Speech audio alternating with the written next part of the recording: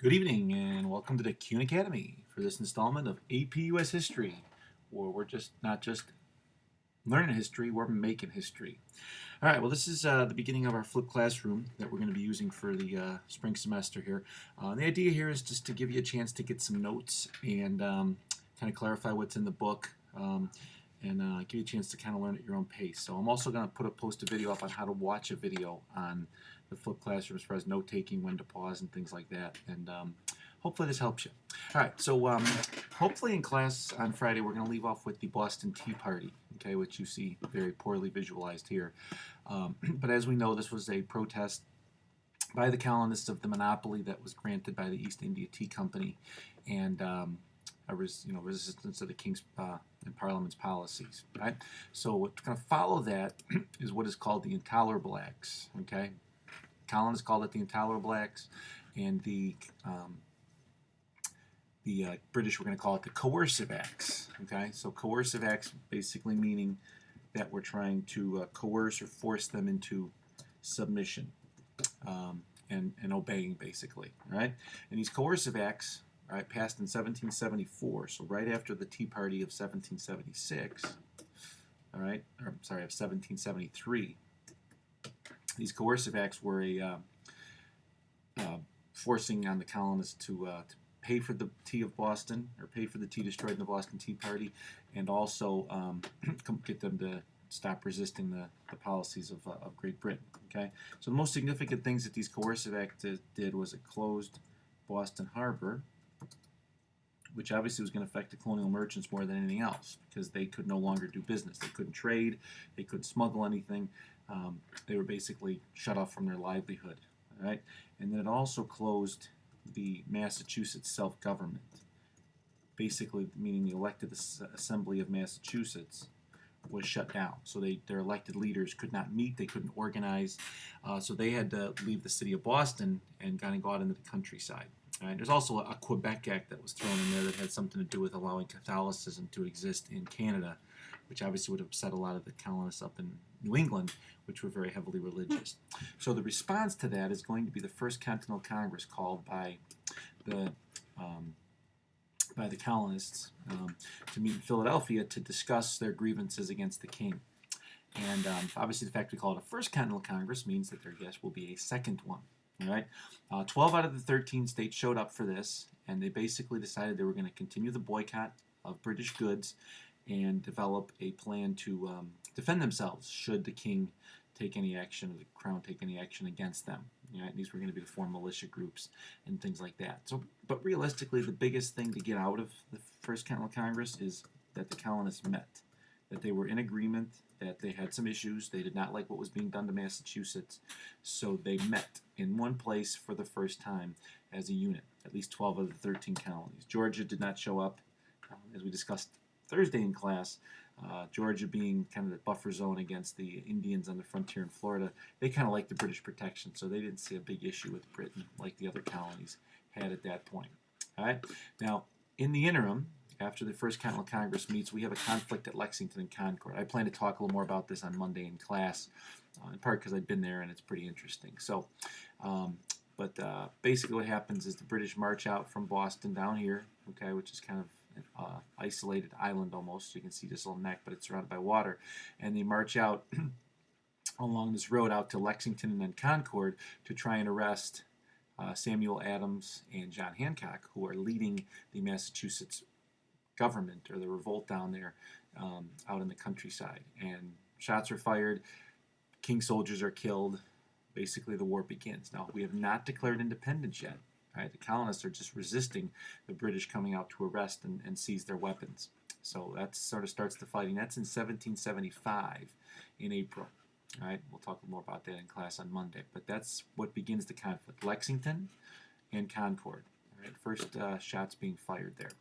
All right, so the Americans are going to meet again at a Second Continental Congress, all right, in 1775, because what they have to do now is justify to King George right here that they have killed his soldiers. Okay, so they meet there in Philadelphia and come up with what's called the Olive Branch Petition, which is a petition to the king to say, we don't like what you're doing, and we want to sort of reach out with an olive branch or a peace offering to end the fighting and return back to 1763.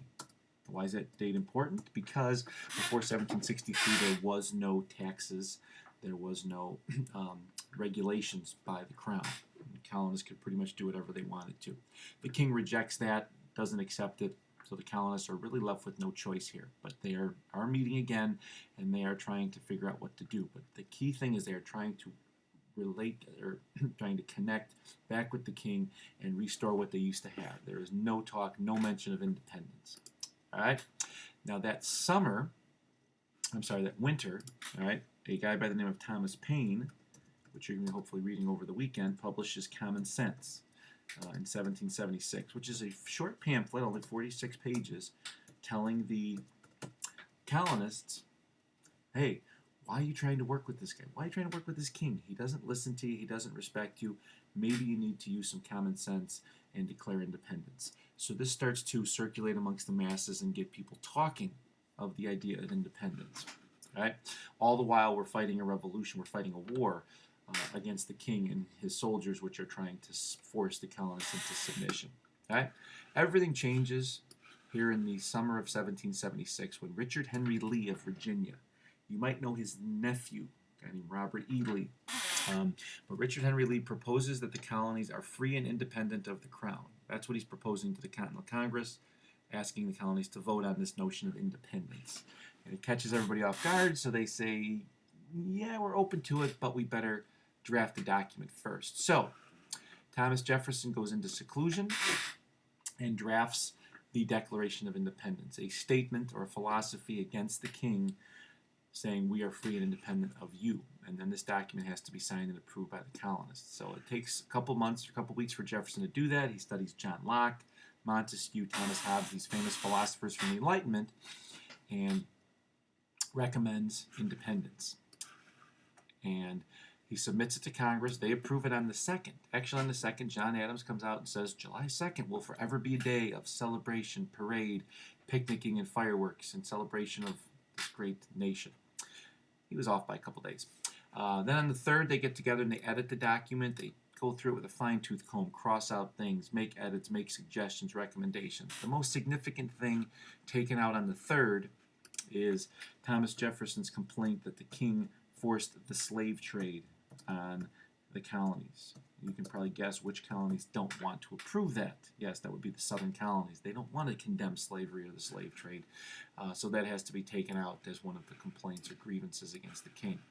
So on July 4th, the Second Continental Congress formally approves the Declaration of Independence, and it is signed by just one person. That would be John Hancock.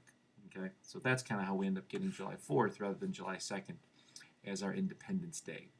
Okay, so the documents can be submitted to the colonists.